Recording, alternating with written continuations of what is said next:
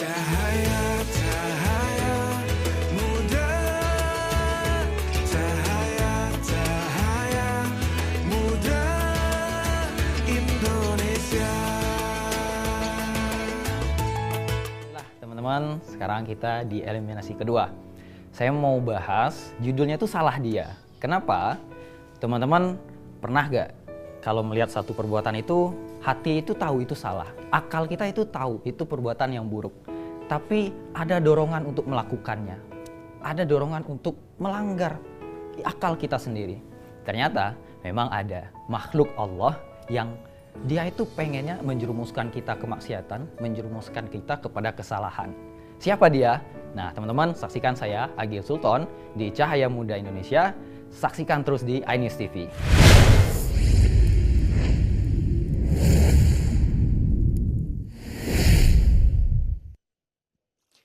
Assalamualaikum warahmatullahi wabarakatuh.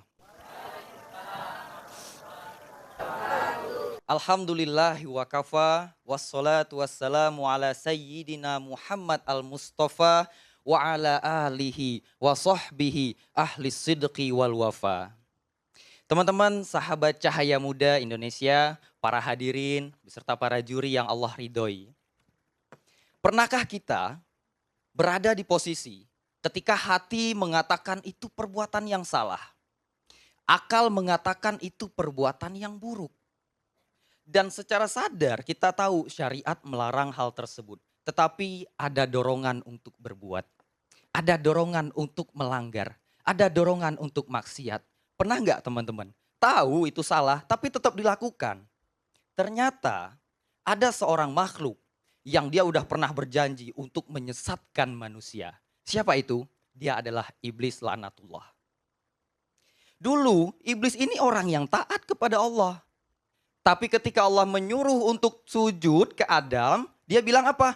Aku dari api, dia tanah, kok harus sujud? Gak mau lah.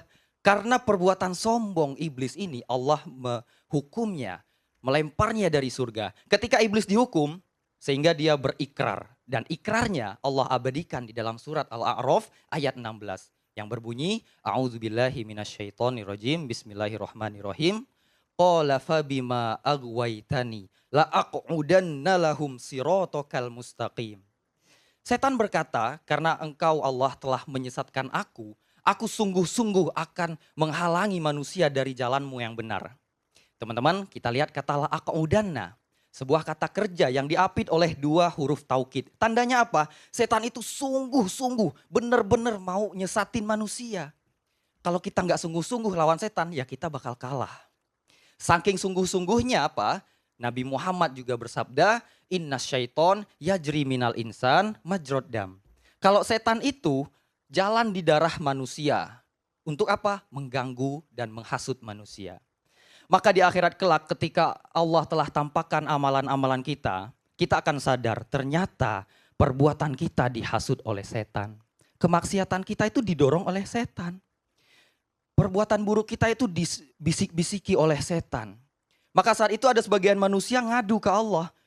Ya Allah, yang buat saya gibah itu setan ya Allah. Ya Allah, yang buat saya maling itu setan ya Allah. Yang buat saya mencaci maki itu setan ya Allah. Lalu setan gak mau disalahin. Setan bilang juga ke Allah seperti yang setan sampaikan di dalam surat Ibrahim ayat 22. Fala talumuni walumu anfusakum. Jangan salahkan aku, salahkan aja diri kamu sendiri. Setan bakal bilang apa? Iya, aku yang bisik-bisik kamu buat ikut majelis gibah, tapi kan yang dengar tetap telinga kamu.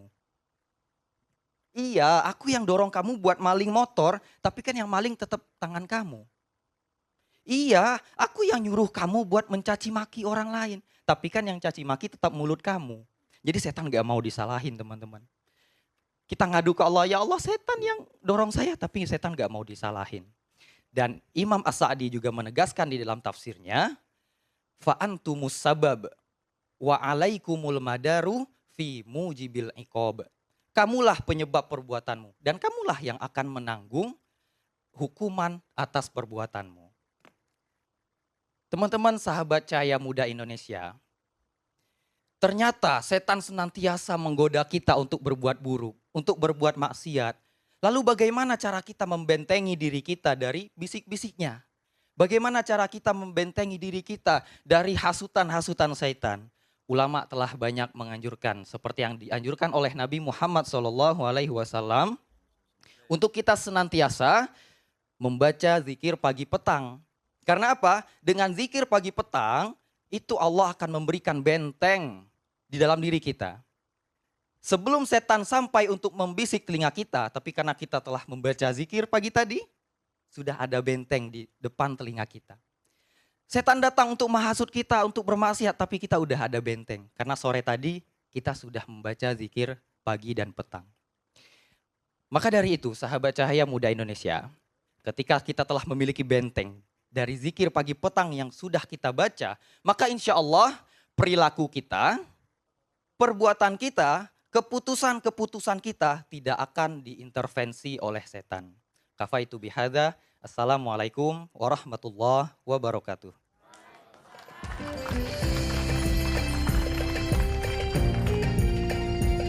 Tepuk tangan dong, udah bagus gini loh Sultan loh. Menurut aku ya, menurut aku, tapi nggak tahu deh. Abi gimana Bi? Ya, Abi duluan deh, coba silakan. Abi Amir merasakan ini loh, cara berdakwah luar biasa. Jadi anak muda, Masya Allah, bagus banget strukturnya. Tapi yang menarik apa? Cara kamu menjelaskan ayat. Jadi kamu sempat masuk ke angle ayat itu. La aq'udanna. Di situ ada lamut taukid, ada nun taukid, dan makna pertegasan. Inilah ilmu tafsir ini sudah benar-benar istidlalnya sangat kuat. Apalagi kamu juga merujuk kepada tafsir dengan menyebutkan referensinya. Itu juga, dan menyebut teksnya. Dan ini juga cara berdakwah yang bagus sekali. Abi bilang ya, Abi Amir bilang, Abi suka banget deh ini. Tapi kalau Habib Nabil gimana nih? Iya, Agil, kalau boleh ini, kalau kemarin itu mungkin nilainya sekitar mungkin 20, 30, sekarang bisa sampai 80. Ya. Cahaya, cahaya.